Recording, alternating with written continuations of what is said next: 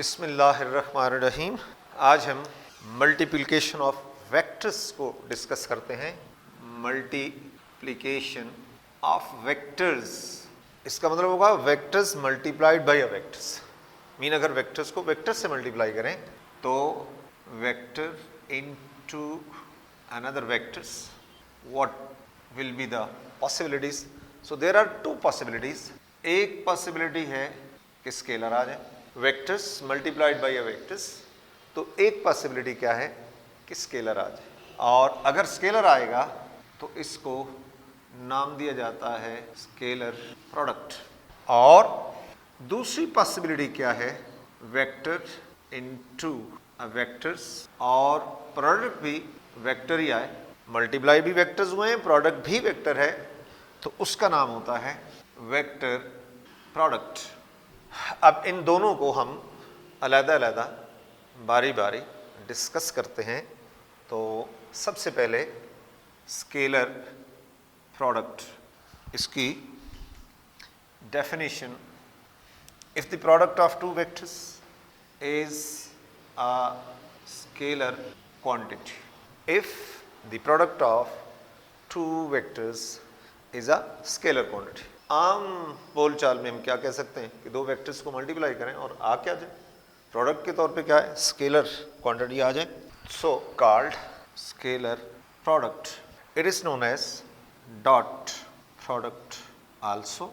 ये इसका निकनेम है, डॉट प्रोडक्ट। और ये बेसिकली क्यों ये नाम आ रहा है, इसलिए कि जहाँ कभी हम इक्वेशंस की फॉर्म्स के अंदर इस प्रोडक्ट को लिखते हैं तो दो वेक्टर्स के दरमियान में डॉट का निशान जो है वो डाला जाता है, जिसकी वजह से हम इसको डॉट प्रोडक्ट कहते हैं। मैं लिख भी देता हूँ, for two vectors a and b, their scalar product can be written as a dot b is equal to a b cos theta. इसको क्या पढ़ते हैं, ए डॉट बी किसके बराबर है, ए बी कॉस थीटा। अब इसके अंदर ये बाद में एक्सप्लेन करता हूँ कि ये कॉस थीटा क्यों आ गया है, इसमें साइन या टेंजेंट या वो कोई नहीं आया, तो ये इसको एक्सप्लेन करते हैं। इसके बाद देने के बाद कुछ एग्जाम्पल्स मैं शुरू में ही लिख देता हूँ। एग्जाम्पल्स, सबसे पहले work is equal to f dot d, that is work done is the dot product of force and displacement. Work done is the dot product of force and displacement. फिर है पावर, उसको लिखते हैं F dot we. इसका मतलब क्या होगा, power is the dot product of force and velocity. Power is the dot product of force and velocity. Electric flux, ये सेकेंड ईयर में पढ़ेंगे, ये है E dot A. Electric flux is equal to E dot A, that is it is the dot product of E electric field intensity and A area vectors. And A क्या है, area vectors.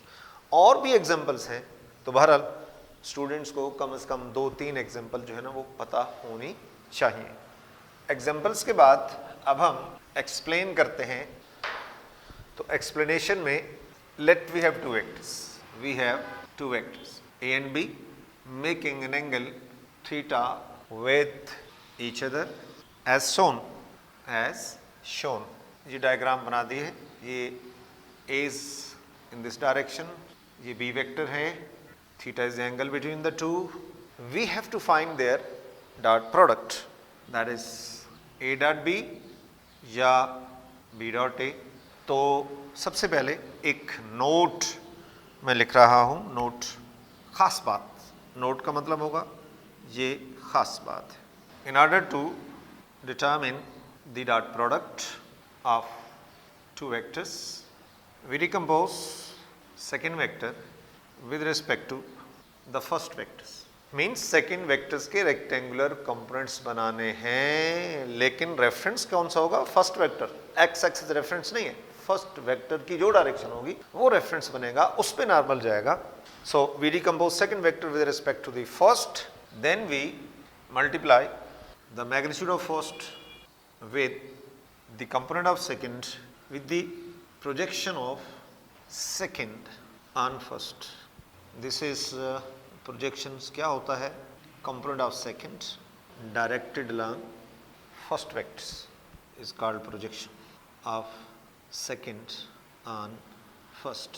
तो इस diagram में late, अगर मैं इसको a dot b के लिए करता हूं तो फिर क्या करूंगा? We decompose second vectors b with respect to a in case of a dot b। जब a डॉट b लिखा होता है तो उसके अंदर a फर्स्ट है और b सेकंड है, लिहाजा हम b को डिकम्पोज करेंगे विद रिस्पेक्ट टू a। तो हमने क्या किया? उसके हेड से नॉर्मल ड्रॉ किया a के ऊपर और आपके सामने राइट एंगल ट्रायंगल आ गई जिसमें ये 90 का एंगल है और 90 के अपोजिट हाइपोटेन्यूज असल वेक्टर्स, थीटा के अपोजिट परपेंडिकुलर्स, एक one of the rectangular components, और थर्ड जो साइड होती है उसको बेस कहा जाता है। और आपको बता चुका हूं कि बेस के साथ हमेशा कॉस का फंक्शन आएगा और परपेंडिकुलर्स के साथ हमेशा साइन का फंक्शन आएगा। So this is the component b cos theta which is directed along the first vector a. So this is called projection. इसे प्रोजेक्शन का नाम दिया जाएगा projection of b on a. This is projection of b on a. इसलिए a dot b की जब बारी आएगी तो क्या करेंगे? मैग्नीट्यूड ऑफ a और आगे क्या है? Projection of b on a, projection of b on a. So this is b cos theta, b cos theta. That is a b cos theta. अगर b डॉट a करना हो, अगर b dot a करना हो तो उसमें b first होगा और a सेकंड है, लिहाजा हम a को डिकम्पोज करेंगे विद रिस्पेक्ट टू b और फिर वहाँ से हम प्रोजेक्शन जो है वो डिटरमिन कर लेंगे। ये a है और ये वेक्टर्स b है, theta is angle between the to, और इसमें b डॉट a करना है। जब लिखा होगा b डॉट a तो इसमें b फर्स्ट है और a सेकंड है। तो नोट के अंदर आपको लिखाया कि we have to decompose second vector with respect to the first. तो अब यहाँ से ये नॉर्मल जो है ये a के हेड से नॉर्मल आ रहा है b के ऊपर, ये 90 का एंगल बन रहा है ये, और ये राइट एंगल ट्रायंगल हो गई, फिर ये 90 का एंगल है। तो 90 के अपोजिट हाइपोटेन्यूज, थीटा के opposite perpendiculars, third side base, ये बेस है और इसके साथ आएगा a cos थीटा, इधर आएगा a sin थीटा। तो अब आपको पता है a का कौन सा कंपोनेंट b के अलॉन्ग है, that is a cos theta. This is called, ये है प्रोजेक्शन, ये है प्रोजेक्शन, दे है projection of a on b, ये है projection of a on b। इसलिए b डॉट a अगर करना होगा या लिखना होगा तो b की मैग्नीट्यूड और आगे प्रोजेक्शन है a on b, तो इसमें ये बराबर हो जाएगा a cos थीटा। तो ये मॉड लगाने का मतलब है कि magnitude is important, not the vector status, so that can be written as a b cos theta.